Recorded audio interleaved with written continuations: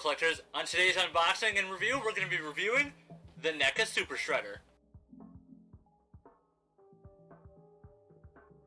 Now the box itself is actually really cool. It takes the movie, I think it's the movie poster right on there. It's The Secret of the Ooze. So this is the Teenage Mutant Ninja Turtles 2 Secret of the Ooze Super Shredder. This thing looks absolutely amazing. I was able to get it at Walmart. They did have the black version there for a while, but I wasn't able to get it. Just didn't have the money at the time. But when I saw this and I had the money, decided to get it. I don't regret it at all. Let's get to the unboxing, shall we? Let's get right to it. Alright, so here we have the NECA Super Shredder. Now I'm going to go over the accessories that come with it, and then I will do some close-ups of the NECA figure itself, and then I'll give you my honest review. So, this thing comes with 2.5 extra sets of hands. So we've got the one that is on him, which is completely closed. I have him kind of like in a power pose almost, like when he's fully powered up and he realizes how much power he has in this body. And he's also kind of in pain, but we'll get back to that later. So you have 2.5 sets of hands. You have his big old spear slash halberd. Now, he doesn't have this when he's in Super Shredder mode, but it'd be interesting to see him if he did. And then you have the TCRI ooze bottle, which is pretty cool. It's nicely detailed. All of this stuff is nicely detailed, especially the hands. You can definitely tell, like, he's scorched from, he's old. Yeah, he looks like he's scorched from burns. He's like overpowered, so his veins are bulging. It looks absolutely amazing.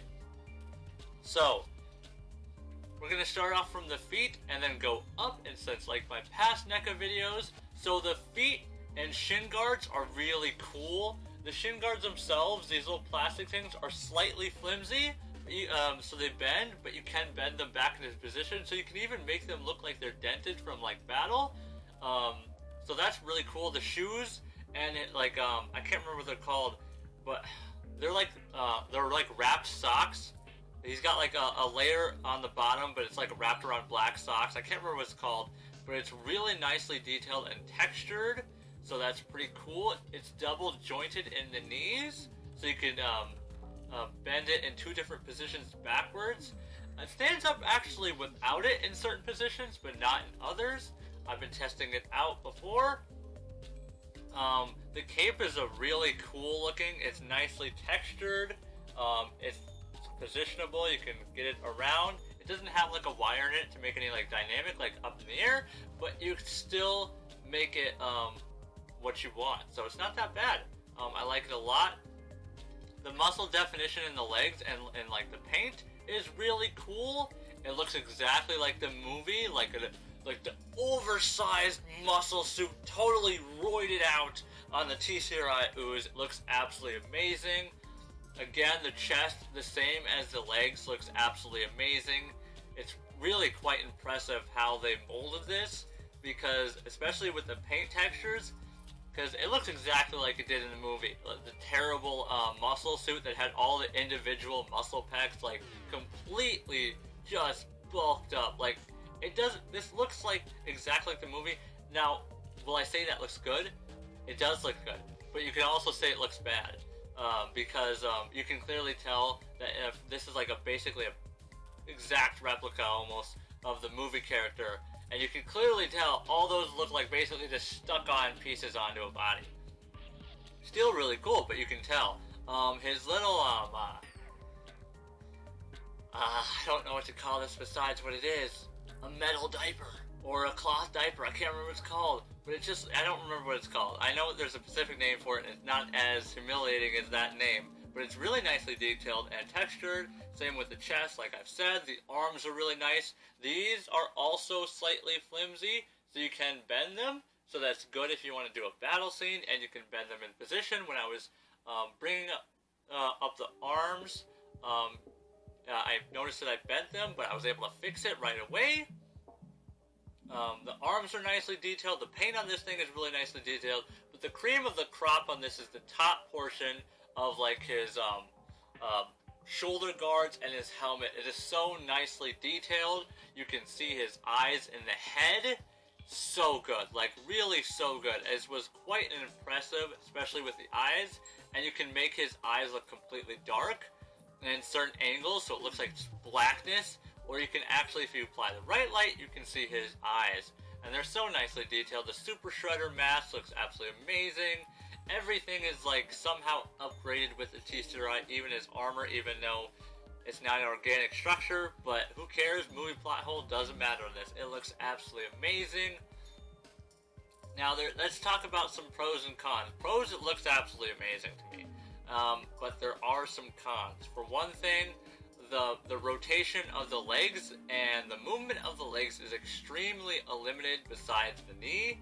Same with the chest, you can't move it that much. But the really bad mobility is the arms. Because of these shoulder guards, you can't really raise the arms, and I'm not willing to risk it by forcing them up, because I learned from the Ancient Predator, if you move the legs too much, they're gonna snap off. So that was not a good thing. Luckily, since then, I've learned how to fix it, but I'd rather avoid it if I can. So, con, not really opposable, but just like the legs, they are double jointed, so you can move them again. So that's pretty cool on the elbows. So you got this motion, and then you got basically like this motion with the other arm. So that's pretty cool in my opinion. Another pro is the paint job for the eyes is actually really good. The paint job alone on this is actually really cool. The textures is really nice. All in all, I definitely give this NECA fig a 8.5, 9 out of 10. It's really, the only reason why it's not a 10 in my opinion is basically the arms and the leg movements. But depending on the pose, you can move past that. But in my opinion, this is a good figure, and I definitely recommend getting it if you can. Especially with all the craze on the Teenage Mutant Ninja Turtle for NECA. It's almost impossible to get any. I'm still trying. This is the first one I've been able to get besides the Black Shredder. And I kind of wanted a more movie accurate one. That's why I didn't get that one. But also because I just didn't have the money at the time. But yeah, I also, right before I bought this, I was rewatching the Teenage Mutant Ninja Turtle movies again. So that got me hyped. So it was definitely a combination of a convenience and an impulse buy. But let me know in the comments down below if this review helped you. If you're as stoked for this as I am. I'm not as, looks like I'm as stoked because I'm trying to give a biased review, but I'm really stoked about this, so this was a great find. Yeah, let me know in the comments down below if you got this or if my review helped you get this, because I definitely appreciate any communications. Also, we're almost at 240 subs, which would mean we're 10 less from halfway to our year goal, which is 500 subs. So if we can get there, that'd be much appreciated, because we are doing a giveaway at 500 subs, which is a Funko Pop from The Mandalorian, a child Funko Pop. So that'd be really cool to get to, and you get a chance to win it.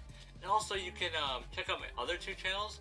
I have a reaction channel where I'm reacting to Harley Quinn Season 1 from the HBO series. I'm also, I have a channel where I also do Marvel's What Ifs on that channel, and also the original Scooby-Doo Where Are You? And I also have a Pokemon channel where I unpack Pokemon packs and stuff like that, which are really cool. So if you want to check those out and you're interested, I'll leave a link in the description below. Also, you can check out my Twitter, because sometimes YouTube doesn't give notifications. I do post on there when I post on my videos, so you can get updates on there. And I'm really trying to post more on Twitter. I keep forgetting, honestly. I'm still trying. I'm even tempted to start doing sneak peeks of my videos on there. I don't know how I do it without spoiling the whole video, but definitely gonna try. So yeah, that's it for this video, guys. If you liked it, make sure to hit that like button, subscribe, and share this video with your friends. And as always, my fellow collectors, have a nice day, and peace out.